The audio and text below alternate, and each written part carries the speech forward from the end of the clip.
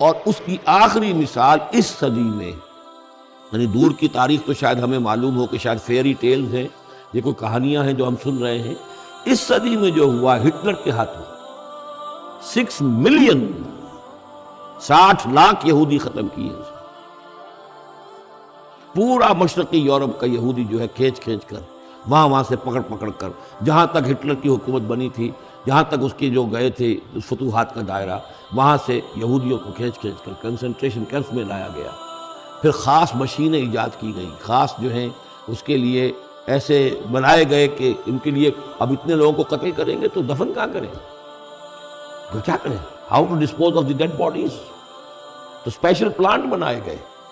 کہ ایک بڑے سے ہال میں داخل ہو رہے ہیں، وہاں سارے کپڑے اتروا لیے تاکہ کپڑے بھی استعمال ہوں بعد میں۔ کہا یہ جاتا تھا کہ تمہارے کپڑوں میں جوئیں پڑ گئی ہیں، تو جوؤں کو اس کو ڈیلاؤس کرنے کے لیے ضروری ہے کپڑے اتار کے آگے گیس کے اندر تاکہ وہ جوئیں ختم ہو جائیں گی۔ پھر ان کے بال اتروا لیتے تھے، عورتوں کے بال بھی شیو کر لیے، مردوں کے بھی، ان بالوں سے قالین بنائے انہوں نے جو نازیوں نے اپنے دفتروں میں بچھائے، ہیومن ہیئر کے قالین۔ پھر ان کو لے جا کر ایک گیس چیمبر کے اندر کے سب مر گئے۔ پھر اب وہ بڑے بڑے پٹے جیسے چلتے ہیں مشینیں، بڑی بڑی فیکٹریز کے اندر وہ پٹوں کے اوپر لاشیں چل رہی ہیں، پھر ان کا چورا ہو رہا ہے جیسے کہ کہیں جو ہے وہ گھاس کاٹا جا رہا ہو یا کوئی اور چارہ جو ہے وہ کترا جا رہا ہو۔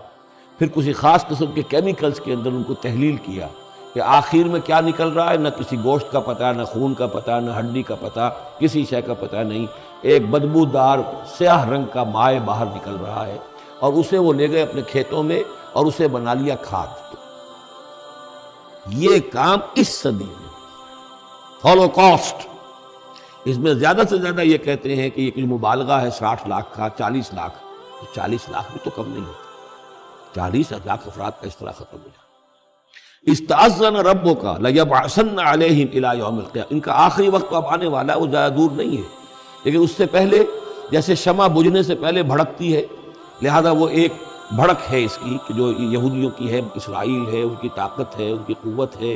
عربوں پر وہ چھائے ہوئے ہیں۔ اور واقعہ یہ ہے کہ مسلمان جس عذاب کے مستحق ہو چکے ہیں، اور ان میں سے عرب چونکہ ہمارے ہاں اونچے درجے کے، اس اعتبار سے امت کے اندر ان کا مقام اونچا درجے کا ہے کہ حضور عرب تھے، انہی کی زبان میں اللہ کی کتاب ہے، اور ان کی جو اللہ تعالیٰ کے دین کی طرف سے جو انہوں نے پیٹھ پھیری ہے،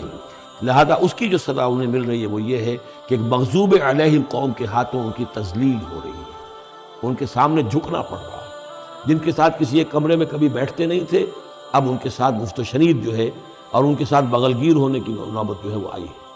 اور ابھی جو کچھ ہونا ہے وہ خیر دوسری بات ہے، میں اس میں نہیں جانا چاہتا، وہ آخری وقت بھی آئے گا، پھر جو ہے حضرت مسیح علیہ السلام ہی نازل ہوں گے، اور وہی چونکہ ان کی طرف رسول تھے، رسول اللہ بنی اسرائیل، تو آخری وہ عذاب ہلاکت کہ جو باقی 6 قوموں کا تو آ چکا، حضرت نوح علیہ السلام، حضرت نوح کے سامنے بیٹا جو ہے وہ غرق ہوا کہ نہیں ہوا، حضرت ہود، حضرت صالح، ان سب کے سامنے جو ہے ان کی قومیں ہلاک ہوئیں، تو اب حضرت مسیح کو اٹھا لیا گیا تھا، وہی آئیں گے اور انہی کے ہاتھوں یہ اپنے کیفر کردار کو پہنچیں گے اور ان کا ایک ایک بچہ ختم ہوگا۔ لیکن اس سے پہلے ان کے ہاتھوں مسلمانوں پر اللہ کے عذاب کے بڑے کوڑے برسیں گے۔ To add insult to injury,